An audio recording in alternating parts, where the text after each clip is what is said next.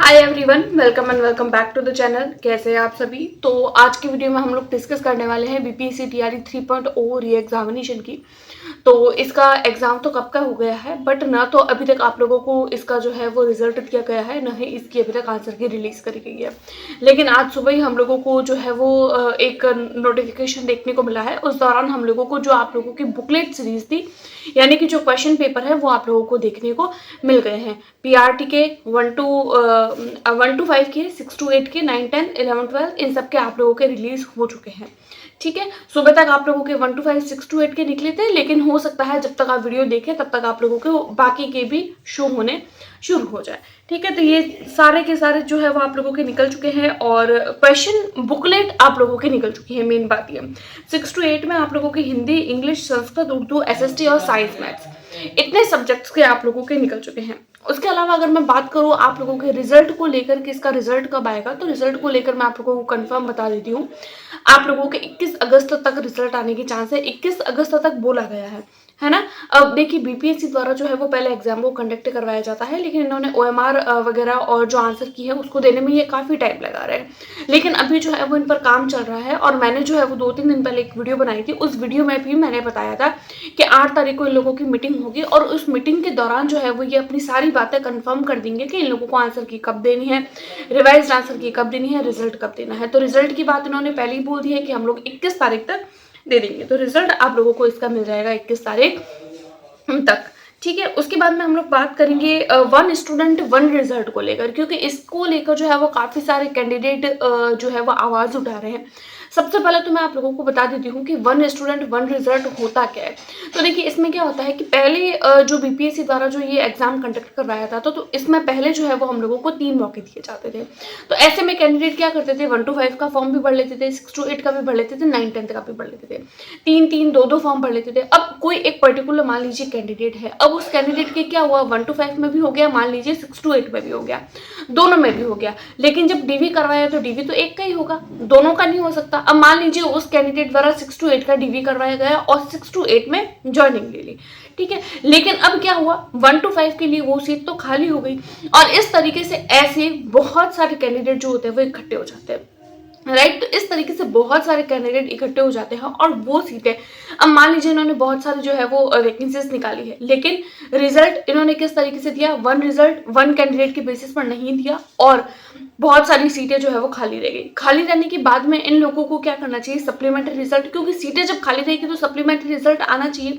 इन्होंने टीआरई 1 में पहले सप्लीमेंट्री रिजल्ट दिया, लेकिन टीआरई 2 में इन्होंने सप्लीमेंट्री रिजल्ट की कहीं ना कहीं बात चल रही थी और कहीं ना कहीं जो है वो लग रहा था कि ऐसा हो जाएगा। और अभी बीच में हमारे पास में न्यूज आ रही थी कि बीपीएससी टीआरई 2 का जो है वो सप्लीमेंट्री रिजल्ट दिया जाएगा। ठीक है, तो ऐसे में क्या होना चाहिए कि अगर 1 रिजल्ट और अगर 1 कैंडिडेट 1 रिजल्ट होता है तो अच्छी बात है, लेकिन ऐसा नहीं होता तो लोगों को सप्लीमेंट्री रिजल्ट देना चाहिए। लेकिन ये लोग क्या करते हैं, सप्लीमेंट्री रिजल्ट को लेकर भी इस बार इन्होंने बोल दिया था कि हम डायरेक्ट रिजल्ट निकालेंगे और एक बारी में पूरी भर्ती कंफर्म करा देंगे, कंप्लीट करा देंगे, क्योंकि आगे इन लोगों को बीपीएससी टीआरई 4 भी करवाना है।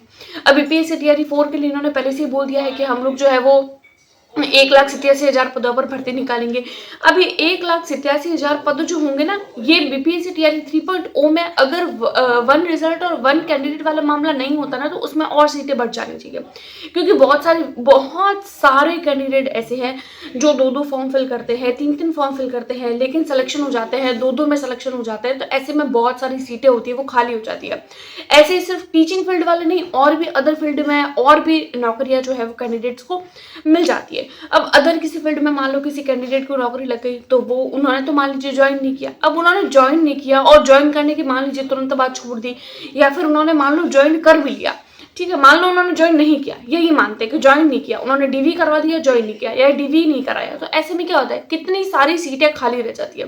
सीटें खाली रहेगी तो सप्लीमेंट्री रिजल्ट देना चाहिए, लेकिन ना तो ये सप्लीमेंट्री रिजल्ट देते हैं और न ही इन्होंने अभी तक कंफर्म किया है कि हम लोग 1 कैंडिडेट 1 रिजल्ट को लेकर जो है वो आगे कुछ मामला आगे बढ़ाएंगे, इसको लेकर कुछ कंफर्म करेंगे। उसके अलावा इन्होंने एक तीसरी बात और उलझा दी कि 50% जो मामला था वो सुलझा नहीं था, उससे पहले इन्होंने महिलाओं को 70% आरक्षण और पुरुषों को 30%, यानी कि महिलाओं की 70% सीटें जो है वो इन्होंने रिजर्व कर ली और पुरुषों को सिर्फ 30%। अब ये बातें तो अभी जो है वो कैंडिडेट के माइंड से निकली भी नहीं थी कि अभी ये जो है वो इन्होंने वन कैंडिडेट, अब ये वन कैंडिडेट और वन रिजल्ट को लेकर इतने सारे कैंडिडेट जो है वो लगातार मांग कर रहे हैं, लगातार मांग की जा रही है कि वन कैंडिडेट वन रिजल्ट निकाला जाए। तो देखते हैं आगे क्या फैसला होता है, क्योंकि लगातार जो है वो अब बीपीएससी वापस ट्रैक पे आ रहा है। एग्जाम होने तक तो ये ट्रैक पे था, हम लोगों को हमेशा एक या दो नोटिस, एक या दो अपडेट बीपीएससी की ओर से जो है वो देखने को मिलते थे, लेकिन एग्जाम होने के बाद में हम लोगों को कोई जो है वो अपडेट देखने को नहीं मिला है। लेकिन आज हम लोगों को अगेन से ये एक्टिव हुआ, बीपीएससी की जो वेबसाइट है वो अगेन से एक्टिव हुई है और हम लोगों को फिर से जो है वो नोटिफिकेशन देखने को मिला है। तो अब ये एक्टिव हुई है तो ये पूरा रास्ता जो है ना वो ट्रैक पे आ जाएगा। जैसे ही ट्रैक पे आएगा तो कहीं ना कहीं सरकार जो है वो नई नई घोषणाएं करेगी और नई नई जो बातें हैं हम लोगों के सामने आएगी।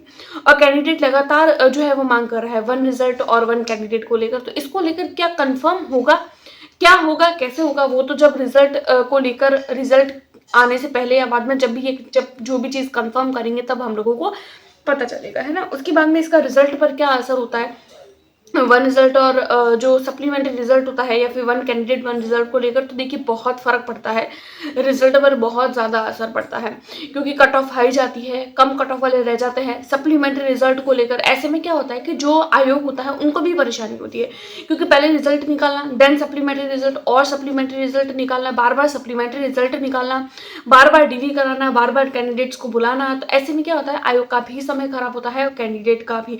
अदरवाइज अगर ये वन कैंडिडेट और वन रिजल्ट वाला अगर मामला सेट हो जाता है तो एक बारी में रिजल्ट निकला, जिनका सिलेक्शन हुआ ओके, और जिनका नहीं है तो वो आगे के लिए प्रिपेयर कर सकते हैं। तो ऐसे में कैंडिडेट को कंफर्म हो जाता है कि भाई मेरा तो हो गया, मुझे अब आगे के लिए प्रिपेयर करना है ना। तो इसको लेकर अभी क्या घोषणा होती है, जो भी होती है तो हम हमारे चैनल पर आप लोगों को पहले ही दे देंगे। और रिजल्ट को लेकर मैंने आप लोगों को पहले ही बता दिया है कि आप लोगों को रिजल्ट जो है वो इसका 21 तारीख तक देखने को मिल जाएगा। उसके अलावा हेडमास्टर वगैरह इनका भी रिजल्ट है, तो वो भी आप लोगों को बीपीएससी की वेबसाइट पर धीरे धीरे देखने को मिल जाएगा। अगर आप लोगों ने फॉर्म फिल किया है तो मैं यहाँ पे लगा भी रही हूँ, वो आप लोगों ने आई थिंक सो देख लिया होगा, शुरुआत में मैंने यहाँ लगाया था वो, ठीक है। और तो ये कुछ कुछ बातें हो जाती है। उसके बाद में हम लोग बात करते हैं बीपीएससी टीआरई 4 पर जो है वो इनका क्या असर रहेगा। देखिए ये जो नए नए नियम जो भी लागू होते हैं ना, वो आने वाली भर्ती पर भी लागू होते हैं। अब मान लीजिए अगर सप्लीमेंट्री रिजल्ट ये बीपीएससी टीआरई 3.0 में देते हैं तो श्योर है कि बीपीएससी टीआरई 4 में भी आप लोगों को देखने को मिलेगा। अगर ये बात अभी कंफर्म हो जाती है ना कि वन कैंडिडेट वन रिजल्ट होगा, तो ये बीपीएससी टीआरई 3 में तो लागू होगा, तो साथ साथ में 4 में भी लागू होगा। तो ऐसे कैंडिडेट जो 4 देंगे तो उनको भी साथ में बेनिफिट होगा। और उसके अलावा ये 70% और 30% जो महिलाओं और पुरुष का जो रेशियो है कि महिलाओं को 70% आरक्षण, अगर ये अभी कंफर्म हो गया ना तो इसका फायदा वापस से आप लोगों को बीपीएससी टीआरई 4 में भी देखने को मिलेगा। तो वहाँ महिलाओं को ज़्यादा जो है वो फायदा होने का चांसेस है। तो ऐसे में महिलाओं को अच्छे से प्रिपरेशन करनी चाहिए, क्योंकि कट ऑफ कम जाती है ना, और पुरुषों की कट ऑफ ज़्यादा जाने के चांसेस है। और बुकलेट सीरीज आप लोगों ने देख ली होगी अपनी अपनी, और अगर ओएमआर आती है तो आप लोग वो भी एक बार अपनी ज़रूर चेकआउट करिएगा। और ओएमआर को जो है वो आप लोग इकट्ठा करके अपने मतलब प्रिंट निकलवा के या फिर अपने आंसर्स को चेक करने के बाद में अपने पास में रखिएगा। ऐसा मैं इसलिए बोल रही हूँ क्योंकि कई बार क्या होता है कि हम लोग उसको देख लेते हैं और हम लोगों को हमारे आंसर्स शुरुआत में जो है वो कम लगते हैं जब हम चेक करते हैं, लेकिन जब रिजल्ट आता है तो हम लोगों को कुछ जो है वो आंसर्स में गड़बड़ लगती है, यानी कि तो ऐसे में हम लोग एक बार चेक कर सकते हैं अगेन से जब फाइनल आंसर की आती है कि हमारे कहाँ मार्क्स कम हो रहे हैं, कहाँ मार्क्स रह रहे हैं, कहाँ मार्क्स बढ़ रहे हैं, कहाँ मार्क्स घट रहे हैं। तो इसकी जानकारी अगर हम कैंडिडेट है तो हमारे पास में होनी चाहिए। तो ओएमआर को आप अच्छे से देखना और बुकलेट सीरीज को आप लोग अच्छे से देखना, और बुकलेट को आप लोग एक बार जो है वो देख लीजिएगा, है ना, अपनी अगर आप लोग देखना चाहते हैं तो। अदरवाइज आप लोग डायरेक्ट रिजल्ट भी देख सकते हैं। बीपीएससी टीआरई 4.0 के लिए अगर कोई कैंडिडेट प्रिपेयर कर रहा है तो आप लोग जो है वो अभी से ही अपने प्रिपरेशन को स्टार्ट कर दीजिए, क्योंकि देखिए बीपीएससी टीआरई जो बीपीएससी जो है वो अपने एग्जाम इतने जल्दी कंडक्ट करवाता है। जैसे कि मान लीजिए इन्होंने नोटिफिकेशन निकाला, नोटिफिकेशन निकालने के बाद में कई बार ऐसा होता है कि ये 2 महीने के अंदर अंदर पेपर करवा देते हैं। अब 2 महीने में हम लोग सोचे कि हम तैयारी भी कर लेंगे। सीटेट कई बार ऐसा होता है कि सीटेट भी नहीं होता है। अब बीपीएससी के लिए तो हम लोगों को सीटेट चाहिए, कई बार ऐसा होता है कैंडिडेट के पास में सीटेट का जो सर्टिफिकेट होता है वो भी नहीं होता है। तो सीटेट का अगर सीटेट हो गया है तो आप लोग बीपीएससी टीआरई 4.0 के लिए प्रिपरेशन करिए। और सीटेट अभी तक आप लोगों के अगर नहीं हुआ है तो पहले आप लोग सीटेट के लिए प्रिपरेशन करिए। देखिए, अगर आप लोग 1 to 5 के लिए, 6 to 8 के लिए प्रिपेयर कर रहे हैं तो आप लोगों को ऑब्वियसली एनसीईआरटी पढ़नी है। सिंपल, आप लोगों को 1 to 5, 6 to 8 के एनसीईआरटी उठानी है, चाहे साइंस हो चाहे मैथ्स हो, वो आप लोगों को पढ़ना है। जीके जीएस आप लोगों के बीपीएससी में पूछा जाता है, सीटेट में नहीं। तो आप लोग ऐसे करिए ना, पहले से ही अपना जो साइंस मैथ्स वाला अपना जो मेन सब्जेक्ट है उसको आप लोग पहले से ही जो है वो तैयार करके रख लीजिए। हम भी हमारे चैनल पर जल्दी से ही सीटेट और बीपीएससी के लिए प्रिपरेशन स्टार्ट करने वाले हैं। इवन सीटेट की तो मैंने एक वीडियो आप लोगों के साथ में ऑलरेडी शेयर भी कर दी है, ठीक है। तो धीमे धीमे करके हम जो है वो हमारे चैनल पर भी क्लासेस स्टार्ट करेंगे, और ये छोटी छोटी इन्फॉर्मेशन है जो हम हमारे चैनल पर आप लोगों को देते रहते हैं। चैनल पर पहली बार आए तो प्लीज़ वीडियो को लाइक करके चैनल को सब्सक्राइब कर दीजिए। आज की वीडियो में इतना ही, मिलते हैं नेक्स्ट वीडियो में, तब तक के लिए टेक केयर, गुड लक।